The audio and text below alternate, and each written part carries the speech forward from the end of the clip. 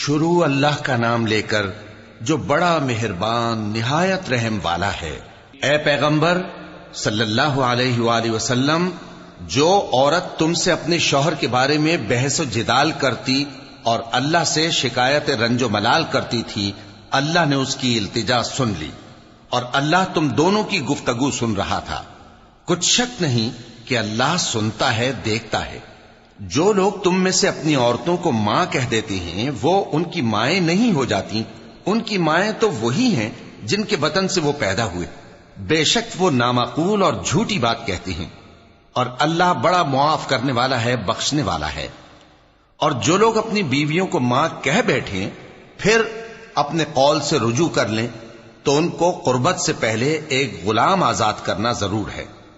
مومنو، اس حکم سے تم کو نصیحت کی جاتی ہے اور جو کچھ تم کرتے ہو اللہ اس سے خبردار ہے۔ اب جس کو غلام نہ ملے وہ قربت سے پہلے لگاتار 2 مہینے کے روزے رکھے، پھر جس کو اس کا بھی مقدور نہ ہو اسے 60 محتاجوں کو کھانا کھلانا چاہیے۔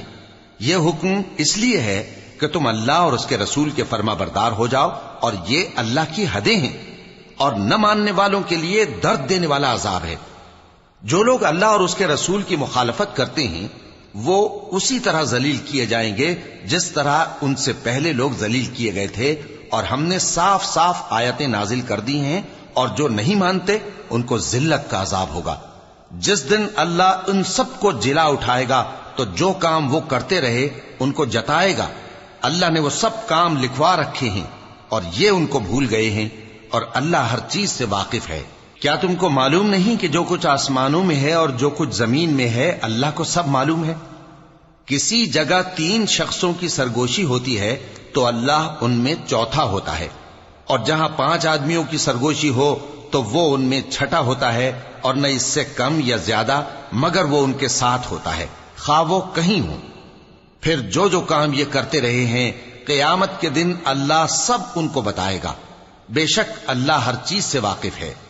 اے پیغمبر صلی اللہ علیہ وآلہ وسلم، کیا تم نے ان لوگوں کو نہیں دیکھا جن کو سرگوشیاں کرنے سے منع کیا گیا تھا، پھر جس کام سے منع کیا گیا تھا وہی پھر کرنے لگے؟ اور یہ تو گناہ اور ظلم اور پیغمبر صلی اللہ علیہ وآلہ وسلم کی نافرمانی کی سرگوشیاں کرتے ہیں، اور جب تمہارے پاس آتے ہیں تو اللہ تعالیٰ کے بتائے ہوئے الفاظ کے بجائے دوسرے الفاظ میں تمہیں دعا دیتے ہیں، اور اپنے دل میں کہتے ہیں کہ اگر یہ واقعی پیغمبر ہیں تو جو کچھ ہم کہتے ہیں اللہ ہمیں اس کی سزا کیوں نہیں دیتا؟ اے پیغمبر صلی اللہ علیہ وآلہ وسلم، ان کو دوزخ ہی کی سزا کافی ہے، یہ اسی میں داخل ہوں گے اور وہ بری جگہ ہے۔ مومنو، جب تم آپس میں سرگوشیاں کرنے لگو تو گناہ اور زیادتی اور پیغمبر کی نافرمانی کی باتیں نہ کرنا، بلکہ نیکوکاری اور پرہیزگاری کی باتیں کرنا، اور اللہ سے جس کے سامنے جمع کیے جاؤ گے ڈرتے رہنا۔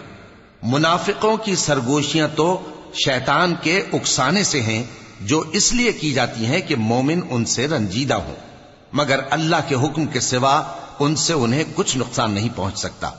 تو مومنوں کو چاہیے کہ اللہ ہی پر بھروسہ رکھیں۔ مومنوں، جب تم سے کہا جائے کہ مجلس میں کھل کر بیٹھو تو کھل کر بیٹھا کرو، اللہ تم کو کشادگی بخشے گا، اور جب کہا جائے کہ اٹھ کھڑے ہو تو اٹھ کھڑے ہوا کرو۔ جو لوگ تم میں سے ایمان لائے ہیں اور جن کو علم عطا کیا گیا ہے اللہ ان کے درجے بلند کرے گا، اور اللہ تمہارے سب کاموں سے واقف ہے۔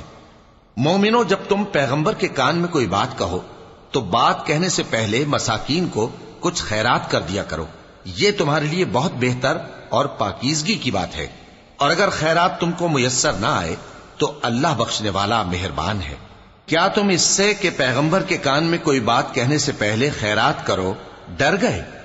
پھر جب تم نے ایسا نہ کیا اور اللہ نے تمہیں معاف کر دیا تو نماز قائم کرتے رہو اور زکوٰۃ دیتے رہو، اور اللہ اور اس کے رسول صلی اللہ علیہ وآلہ وسلم کی فرما برداری کرتے رہو، اور جو کچھ تم کرتے ہو اللہ اس سے خبردار ہے۔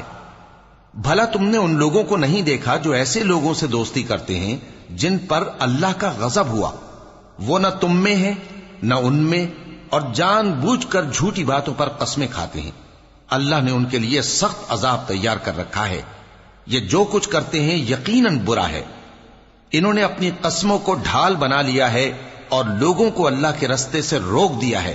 سو ان کے لیے ذلت کا عذاب ہے۔ اللہ کے عذاب کے سامنے نہ تو ان کا مال ہی کچھ کام آئے گا اور نہ اولاد ہی کچھ فائدہ دے گی۔ یہ لوگ اہل دوزخ ہیں، اس میں ہمیشہ جلتے رہیں گے۔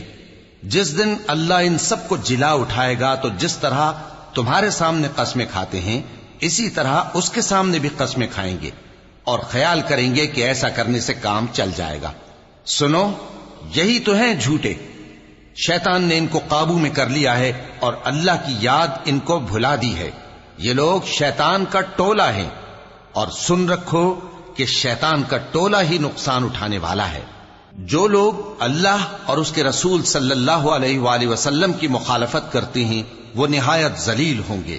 اللہ نے یہ بات لکھ دی ہے کہ میں اور میرے پیغمبر ضرور غالب رہیں گے۔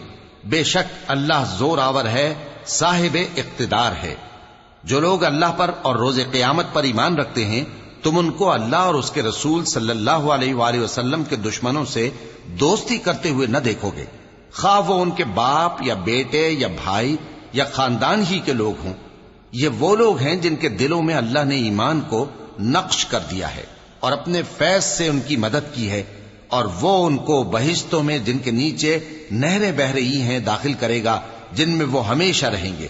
اللہ ان سے خوش اور وہ اللہ سے خوش۔